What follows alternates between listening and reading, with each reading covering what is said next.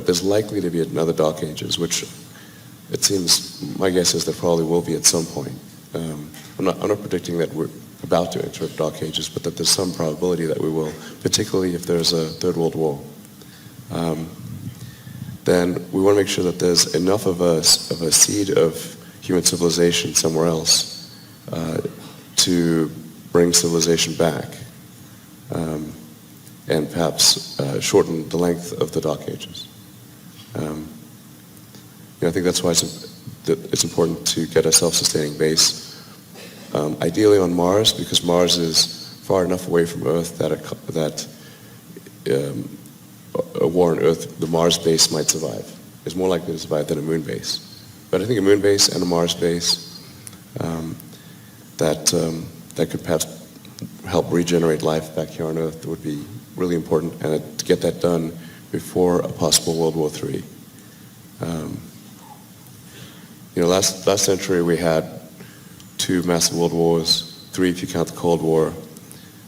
I think it's unlikely that we will never have another world war again. There probably will be at some point. Or if we have another one, it'll be the last. Yeah, it just could be radioactive rubble.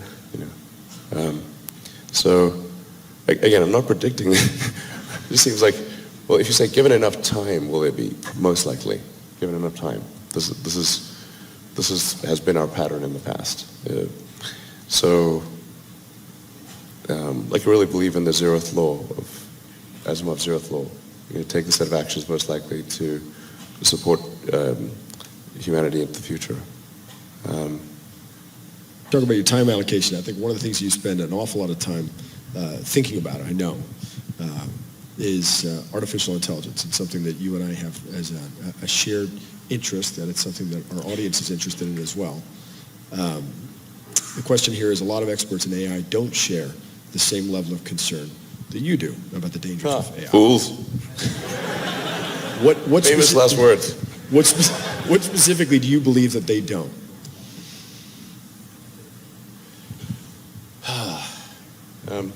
Well, the biggest issue I see with so-called AI experts is that they think they know more than they do. And they think they're smarter than they actually are. In general, we are all much smarter than we think we are, but much less smart, dumber than we think we are, by a lot. So this tends to plague smart people. They just can't. They define themselves by their intelligence, and they don't like the idea that a machine could be way smarter than them. So they discount the idea, which is fundamentally flawed. That's the wishful thinking situation. I'm really quite close to, I'm very close to the cutting edge in AI, and it scares the hell out of me. It's capable of vastly more than almost anyone knows, and the rate of improvement is exponential. You can see this in things like AlphaGo, which went from, in the span of maybe 6 to 9 months, it went from being unable to beat even a reasonably good Go player to then beating the European world champion, who was ranked 600, then beating Lee Sedol 4-5, who had been world champion for many years, then beating the current world champion, then beating everyone while playing simultaneously. Then there was AlphaZero, which crushed AlphaGo 100-0. And AlphaZero just learned by playing itself, and it can play basically any game that you put the rules in for. Whatever rules you give it, it literally read the rules, play the game, and be superhuman for any game. Nobody expected that rate of improvement. If you ask those same experts who think AI is not progressing at the rate that I'm saying, I think you will find that their predictions for things like Go and other AI advancements have their batting average is quite weak. It's not good. We'll see this also with self-driving. I think probably by end of next year, self-driving will encompass essentially all modes of driving and be at least 100 to 200% safer than a person by the end of next year. We're talking like maybe 18 months from now. NHTSA did a study on Tesla's Autopilot version 1, which is relatively primitive, and found that it was a 45% reduction in highway accidents. And that's despite Autopilot 1 being just version 1. Version 2, I think, will be at least 2 or 3 times better. That's the current version that's running right now. So the rate of improvement is really dramatic. We have to figure out some way to ensure that the advent of digital superintelligence is one which is symbiotic with humanity. I think that's the single biggest existential crisis that we face, and the most pressing one. And how do we do that? I mean, if we take it that it's inevitable at this point, that some version of AI is coming down the line, how do we steer through that? Well, I'm not normally an advocate of regulation and oversight. I mean, I think one should generally err on the side of minimizing those things. But this is a case where you have a very serious danger to the public. And so therefore, there needs to be a public body that has insight and then oversight to confirm that everyone is developing AI safely. This is extremely important. I think the danger of AI is much greater than the danger of nuclear warheads by a lot. And nobody would suggest that we allow anyone to just build nuclear warheads if they want. That would be insane. And mark my words, AI is far more dangerous than nukes. Far. So why do we have no regulatory oversight? This is insane. Well, it's a question you've been asking for a long time, and I think it's a question that's come to the forefront over the last year, where you begin to realize that it doesn't necessarily, I think if we've all been focused in on the idea of artificial superintelligence, right? Which is clearly a danger, but maybe, a little further out. What's happened over the last year is you've seen what I've been calling artificial stupidity. You're talking about, algorithmic manipulation of social media. Like we're in it now. It's starting to happen. How do we, what's the intervention at this point? I'm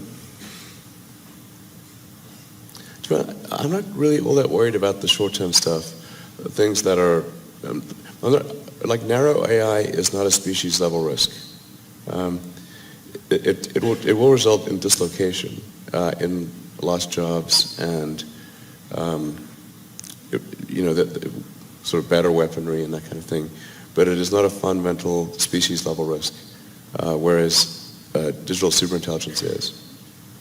So it's really all about laying the groundwork to make sure that if humanity collectively decides that creating digital superintelligence is the right move, then we should do so very, very carefully. Very, very carefully. This is the most important thing that we could possibly do. Yeah. Building on that, other than AI and the other issues that you're tackling, transportation, energy production, aerospace, what issues should our next generation of leaders be focused on solving? What else is coming down the line?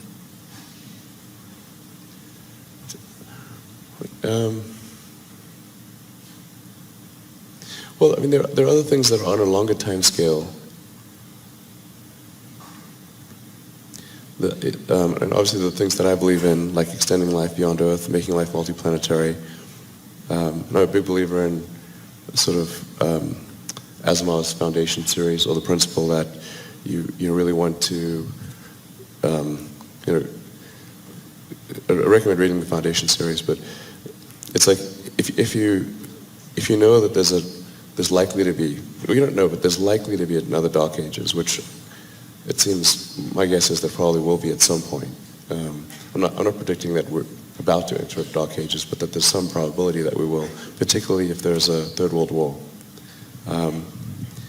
Then we want to make sure that there's enough of a seed of human civilization somewhere else to bring civilization back, and perhaps shorten the length of the Dark Ages.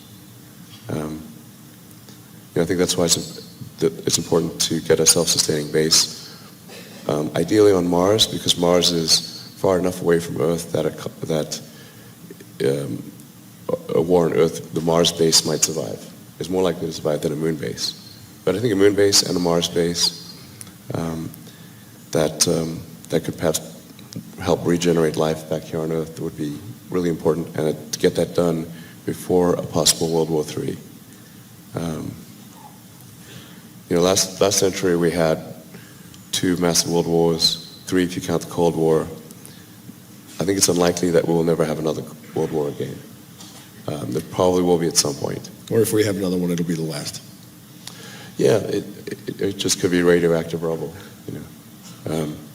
So again, I'm not predicting. It just seems like, well, if you say given enough time, will it be? Most likely, given enough time. This has been our pattern in the past.